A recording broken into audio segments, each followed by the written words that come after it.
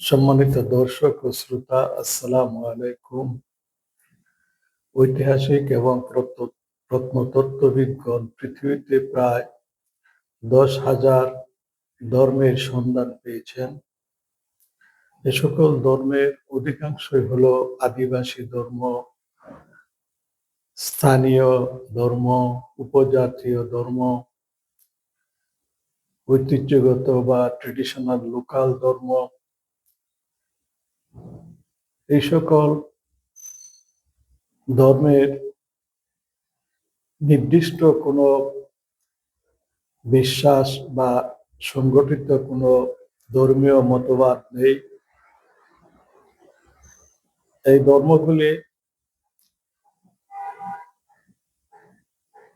প্রাচীন কাল থেকে পৃথিবীতে প্রচলিত আছে।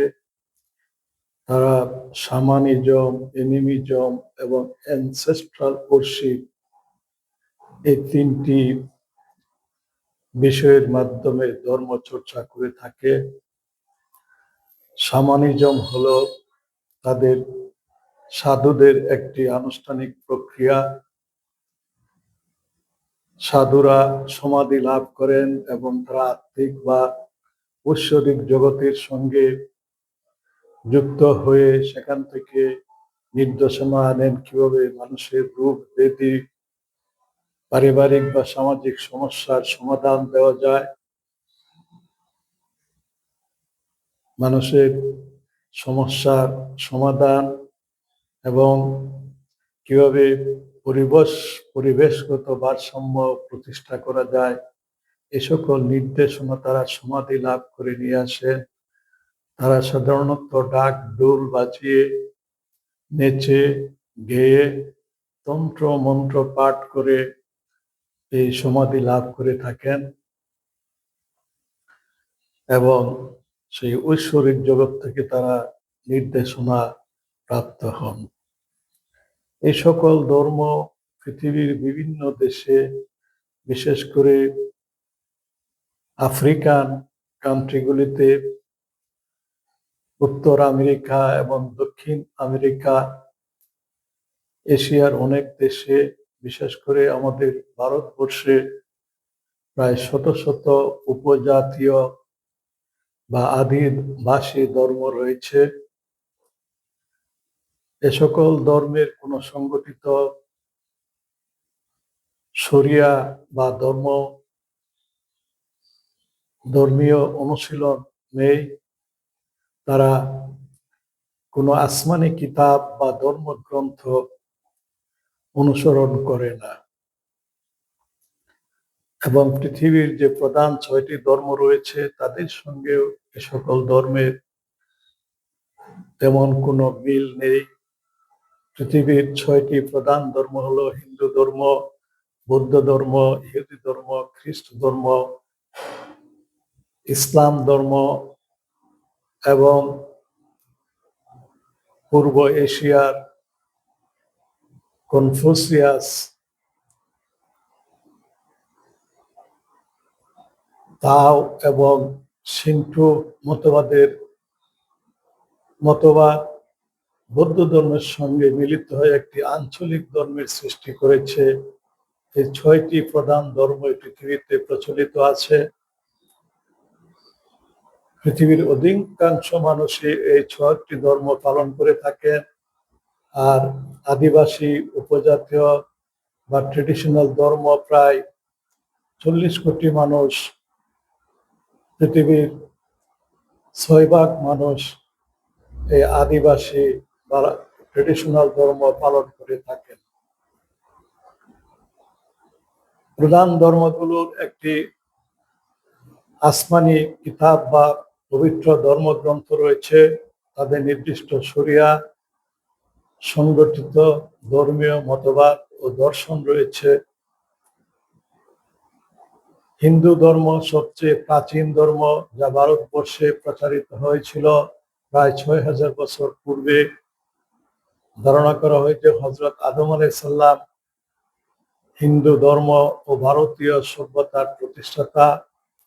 পৃথিবীর প্রায় সকল ঐতিহাসিক এবং প্রত্নতত্ত্ববিদগণ এ বিষয়ে একমত যে হযরত আদম আলাইহিস সালাম ভারতবর্ষের একজন অধিবাসী ছিলেন। রামায়ণে বর্ণিত রাবণ এবং রামের যে দ্বন্দ্বের কথা, যুদ্ধের কথা আমরা দেখতে পাই, সেটি পবিত্র কোরআন এবং বাইবেলে বর্ণিত শয়তান এবং আদমের যে দ্বন্দ্ব, বিরোধ, তার সঙ্গে যথেষ্ট সাদৃশ্য রয়েছে। হযরত আদম আলাইহিস সালামের পর পৃথিবীতে হযরত নূহ আলাইহিস সালাম আসেন প্রায় 1000 বছর পর। এরপর হযরত ইব্রাহিম আলাইহিস সালাম। হযরত ইব্রাহিম আলাইহিস সালামের মাধ্যমে 3টি প্রধান ধর্ম প্রচারিত হয়: ইহুদি ধর্ম, খ্রিস্ট ধর্ম এবং ইসলাম ধর্ম। কাজেই প্রধান ধর্মগুলি প্রকৃতপক্ষে একটি একেশ্বরবাদী ধর্ম থেকে উৎপত্তি লাভ করেছে। হযরত আদম আলাইহিস সালাম একজন নবী ছিলেন। তিনি একেশ্বরবাদী ধর্ম প্রচার করেন এবং একেশ্বরবাদী শরিয়া পালন করেন। আমরা রামায়ণে বা গীতায় একটি একেশ্বরবাদী ধর্মের কথাই জানতে পারি। ভারতবর্ষের যে বর্তমান সভ্যতা রয়েছে সেটি প্রায় 70 ভাগ রামায়ণ এবং মহাভারতীয় সভ্যতা থেকে প্রাপ্ত, আর বাকি 30 ভাগ আর্য সভ্যতা থেকে প্রাপ্ত। আর্যগণ প্রায় খ্রিস্টপূর্বাব্দ 1500 বছর পূর্বে ইউরোপ থেকে ভারতবর্ষে আগমন করেন। তারা ভারতের একেশ্বরবাদী ধর্মকে বহু দেববাতে রূপান্তরিত করেন, যেটি তারা প্রাচীন রোমান বা গ্রিক সভ্যতার উত্তরাধিকার সূত্রে পেয়েছিলেন। কিন্তু ভারতের ধর্ম হযরত আদম আলাইহিস সালামের একেশ্বরবাদী ধর্ম ছিল, যা আমরা গীতায় বা রামায়ণে আমরা দেখতে পাই। আর বৌদ্ধ ধর্ম সেটি প্রকৃতপক্ষে হিন্দু ধর্মের একটি সংস্কার আন্দোলন। ব্রাহ্মণরা যখন খ্রিস্টের প্রায় 500 বছর পূর্বে অধঃপতিত হয়ে যায়, বর্ণভেদ প্রথা ভারতের মধ্যে মানুষের হিংসা এবং হানাহানিতে মানুষকে হিংসা এবং হানাহানিতে লিপ্ত করে, তখনই গৌতম বুদ্ধ হিন্দু ধর্ম সংস্কারকে করে বৌদ্ধ ধর্ম প্রচার করেন। তিনি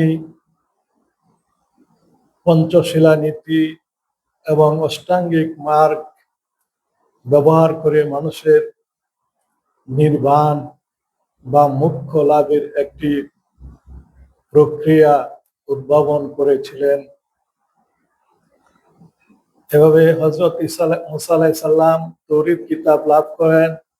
হযরত ঈসা আলাইহিস সালাম ইনজিল, নিউ টেস্টামেন্ট এবং মহানবী হযরত মুহাম্মদ সাল্লাল্লাহু আলাইহি ওয়াসাল্লাম কোরআন প্রচার করেন, যেটি একটি আসমানি গ্রন্থ।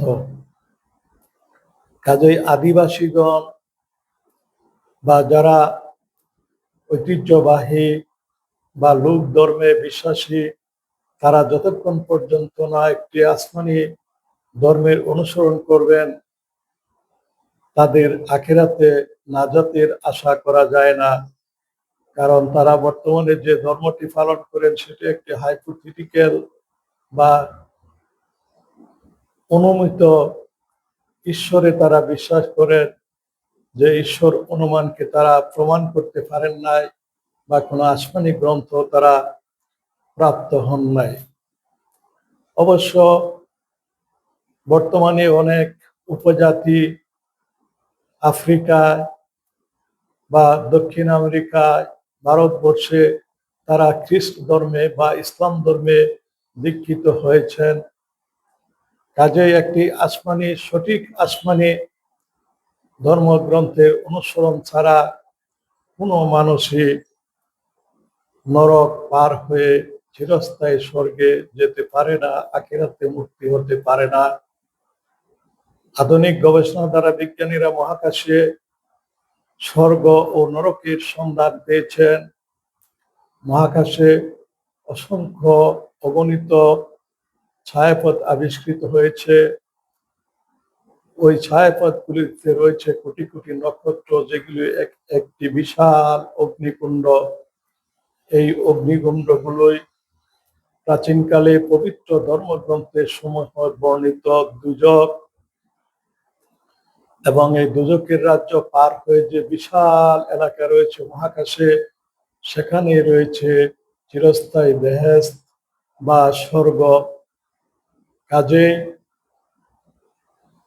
পরকালে দুজক অতিক্রম করে স্বর্গে যেতে হলে প্রতিটি মানুষকে, সে ইউরোপের মানুষ হোক, আফ্রিকা, এশিয়ার যে কোনো দেশেরই মানুষ হোক না কেন, সবাইকে একটি আসমানি গ্রন্থ অনুসরণ করে, সঠিক আসমানি গ্রন্থটি অনুসরণ করে মানুষকে নরক রাজ্য অতিক্রম করে চিরস্থায়ী স্বর্গে যেতে হবে। আসসালামু আলাইকুম ওয়া রাহমাতুল্লাহ।